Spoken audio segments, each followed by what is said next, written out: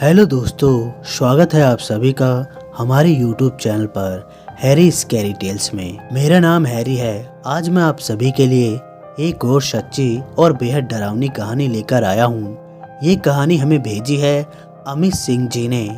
अगर दोस्तों आप भी हमें स्टोरी भेजना चाहते हो तो डिस्क्रिप्शन में दिए हुए हमारे व्हाट्सएप नंबर पर या हमारे इंस्टा आईडी पर भेज सकते हो। और हाँ दोस्तों, हमारे चैनल को सब्सक्राइब करना ना भूलिएगा। तो चलिए दोस्तों, कहानी को शुरू करते हैं। मसूरी में एक एकांत पहाड़ी पर बसा एक आलीशान घर। रात का वक्त था।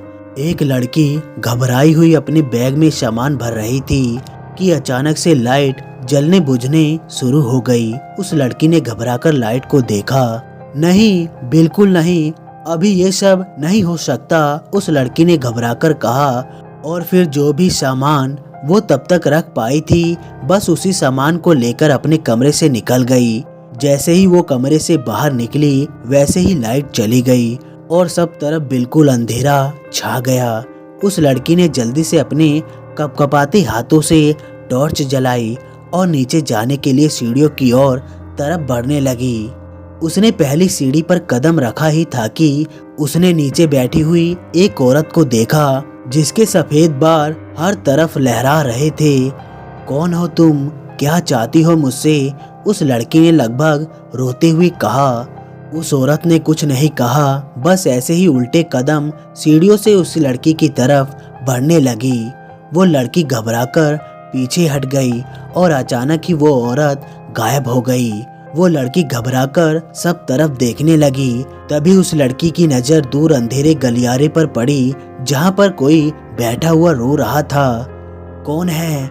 उस लड़की ने रोते हुए कहा तो वो जो कोई भी था बिल्कुल चुप होकर खड़ा हो गया। इतने अंधेरे में भी उसकी आंख लाइट की तरह चमक रही थी। उस लड़की ने उस पर टॉर्च से रोशनी करना चाहा तो टॉर्च भी थोड़ी देर जल बुझकर बंद हो गई। वो साया धीरे धीरे अंधेरे में उसकी तरफ बढ़ने लगा। उसके चलने से ऐसा महसूस हो रहा था जैसे वो लड़खड़ा सा रहा हो। उस लड़की ने जल्दी से उतरने के लिए सीढ़ियों की तरफ रुख किया तो वो औरत उसे फिर से सीढ़ियों से उसकी ओर आती हुई दिखाई दी। वो लड़की घबराकर बालकनी की तरफ आ गई। उसने एक बार नीचे झांका और अपना सामान नीचे फेंक दिया। फिर उसने एक बार पीछे मुड़कर देखा और खुद भी नीचे कूद गई। लेकिन इससे पहले कि वो नीचे गिर पाती, एक फंदा लहराता हुआ आया और उस लड़की के गले में कस गया। वो लड़की थोड़ी तड़पी और फिर कट की आवाज से उस लड़की की गर्दन टूट गई और उसकी लाश वहीं लटकी रह गई। सुबह को एक गाड़ी उस घर के पास आकर रुकी और उसमें से एक आदमी उतरा। वो फोन पर शायद किसी से बात कर रहा था। तभी उसकी नजर उस लटकी हुई लाश पर पड़ी और उसके हाथ से फोन नीचे जा गिरा। हे मेरे भगवान, ये मैं क्या देख रहा हूँ? उसने उस लाश को देखते हुए कहा। तभी लाश ने एक झटका सा लिया और फिर वो लाश जमीन पर आ गिरी। ये देखकर उस आदमी ने एक चीख मारी और फिर जल्दी से गाड़ी में बैठकर वहाँ से निकल गया। 25 साल बाद एक नुमाइश जिसमें एक नीलामी हो रही थी। आइए आइए जरा देखिए इस घर को। मसूरी में एक पहाड़ी पर बसा ये आलीशान घर नीलामी के लिए तैयार है, जिसकी नीलामी बस 30 लाख रुपए से शुरू है। तो लगाइए दिल खोलकर बोली लगाइए। नीलामी करने वाले ने उस घर की एक बड़ी सी तस्वीर दिखाते हुए कहा। 25 लाख रुपए, एक आदमी ने बोली लगाई। 30 लाख रुपए, दूसरे आदमी ने कहा। 50 लाख रुपए, तीसरे आदमी ने बोली लगाते हुए कहा। 50 लाख तो कोई है और जो इससे ऊपर की बोली लगा सके? उस नीलामी करने वाले ने पूछा। कोई कुछ नहीं बोला। ठीक है, तो मैं गिनती शुरू करता हूँ। 1, 2, 80 लाख रुपए, एक आदमी ने बोली लगाई तो सब लोग उस आदमी को देखने लगे। 80 लाख तो कोई है जो 80 लाख से ऊपर की बोली लगाए? उस नीलामी करने वाले ने पूछा। लेकिन कोई भी कुछ नहीं बोला।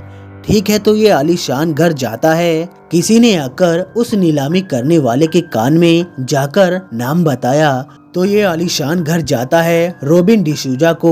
उस नीलामी वाले ने अपनी बात पूरी करते हुए कहा। रॉबिन डिसूजा जो कि एक मशहूर कारोबारी थे, उन्होंने ये घर खरीदा था। अगले दिन ही रॉबिन डिसूजा अपने पूरे परिवार के साथ उस घर के लिए निकल गए जो कि मसूरी में रहने वाले लोगों के बीच शापित घर के नाम से मशहूर था। रॉबिन डिसूजा और उसका परिवार दोपहर तक वहां पहुंच गया। उसके परिवार में कुल मिलाकर 6 लोग थे। उनकी वाइफ लीना, उनकी 2 बेटी एनी और जेन, एक छोटा सा बेटा जेम्स और रॉबिन डिसूजा की मॉम शैली।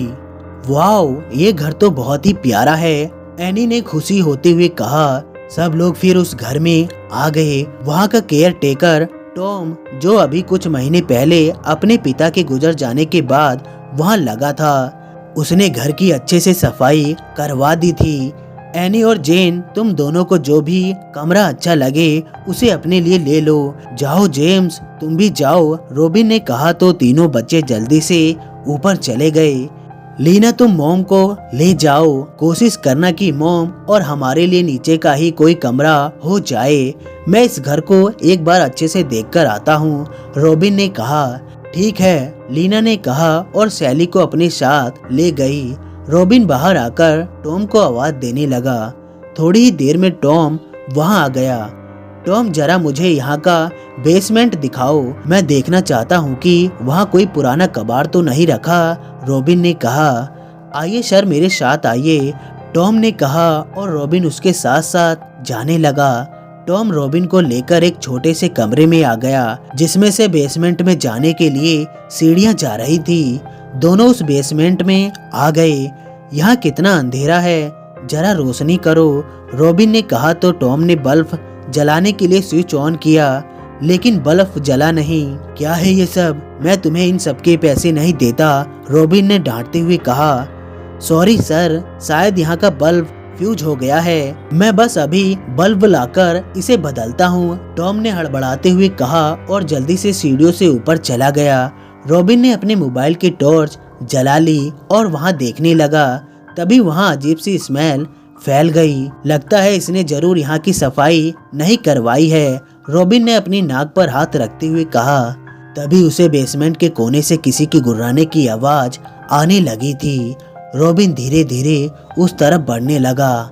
उस बेसमेंट में बहुत सारा सामान फैला हुआ था। रॉबिन सामान को हटाता हुआ वहां पहुंचा तो उसने देखा कि एक बिल्ली कुछ अजीब सा खा रही है। जो बदबू उस बेसमेंट में फैली हुई थी वो वहीं से आ रही थी। उस बिल्ली ने गर्दन घुमाकर रॉबिन को देखा। उस बिल्ली की आंख चमक रही थी।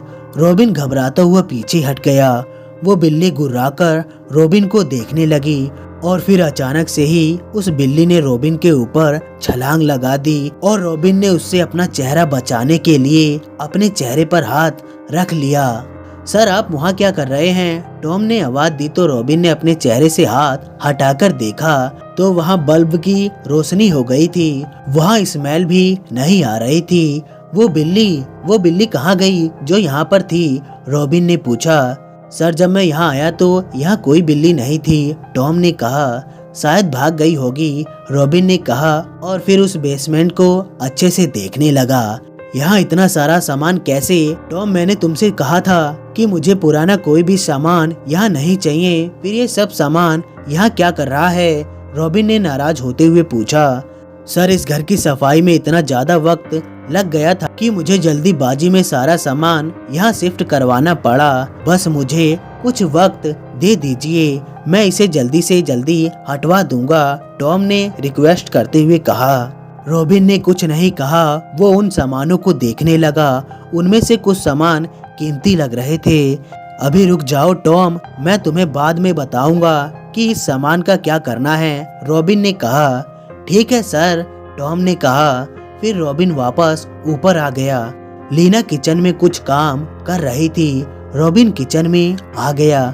लीना, मुझे कुछ जरूरी काम से जाना है, मैं शाम को तुमसे मिलता हूँ। और सुनो बच्चों को नीचे बेसमेंट में मत जाने देना, वहाँ बहुत सारा सामान फैला हुआ है। वैसे तुम वहाँ जाकर देख सकती हो, वहाँ कुछ सामान ऐसा लग रहा है जैसे बहुत कीमती हो, रॉबिन ने कहा। ठीक है रॉबिन, मैं देख लूंगी, लीना ने अपने काम में लगे हुए कहा। रॉबिन ने अपना सिर हल्के से हिलाया और फिर चला गया। किचन का काम निपटाकर लीना बच्चों को देखने के लिए जाने लगी कि तभी उसे कमरे में से कुछ आवाज आई। लीना आवाज सुनकर वहाँ रुक गई और उस कमरे में घुस गई। ये कमरा तो बेसमेंट में जाता है। रॉबिन ने भी मुझसे बेसमेंट में सामान देखने के लिए कहा था, लीना ने कहा और फिर बेसमेंट में जाने के लिए सीढ़ियों से उतरने लगी। बेसमेंट में पहुंचकर लीना ने स्विच ऑन करके रोशनी की और बेसमेंट का सामान देखने लगी। रॉबिन सही कह रहा था, यहाँ तो बहुत सारा सामान है, लीना ने कहा और फिर सामान देखने लगी। लीना ने सामने रखे एक रेडियो उठाया तो एकदम से उसका दिल धक से हो गया। उस रेडियो के पीछे एक मूर्ति सी रखी हुई थी जो सिर से पांव तक एक सफेद कपड़े से ढकी हुई थी। लीना ने एक झलक उस मूर्ति को देखा और फिर सामान को देखने लगी। तभी खट की आवाज हुई और लीना को एहसास सा हुआ कि उस मूर्ति से ये आवाज आई है। लीना ने घबराकर उस मूर्ति को देखा तो उसकी गर्दन एक तरफ झुक गई थी। लीना हिम्मत करके उस मूर्ति से कपड़ा हटाने के लिए अपना हाथ आगे बढ़ाने लगी कि तभी उसे अपने पीछे से हंसने की आवाज आई और लीना ने चौंक कर पीछे देखा और फिर पलटकर उस मूर्ति की तरफ देखा तो वो मूर्ति वहाँ नहीं थी। लीना के शरीर में ठंडी सी लहर दौड़ गई। लीना जल्दी से उस बेसमेंट से निकली और उस कमरे के दरवाजे को अच्छे से बंद कर दिया। लगता है मैं कुछ ज्यादा ही थक गई हूँ, इसलिए मुझे ये सब वहम हो रहा है, लीना ने खुद को समझाते हुए कहा। शाम को सब इकट्ठे हो गए। वो लोग रोज शाम को प्रेयर करते थे। तो फिलहाल के लिए लीना ने डाइनिंग रूम में एक जगह क्रॉस और कुछ तस्वीर रखकर कैंडल जला ली थी। ठीक है बच्चों, अब सब गॉड से प्रेयर करोगे, लीना ने कहा। गॉड हमें ऐसे ही अपनी ब्लेसिंग देते रहना, लीना ने कहा। बाकी सबने भी उसके पीछे पीछे यही सब दोहराया। तभी एक झटके में वो सारी कैंडल बुझ गई और सारी लाइट भी एक एक करके बुझने लगी। बस उनके सिर के ऊपर की एक लाइट बची थी, वो भी बार बार जलने बुझने लगी थी और फिर वो भी बुझ गई और सब तरफ अंधेरा हो गया।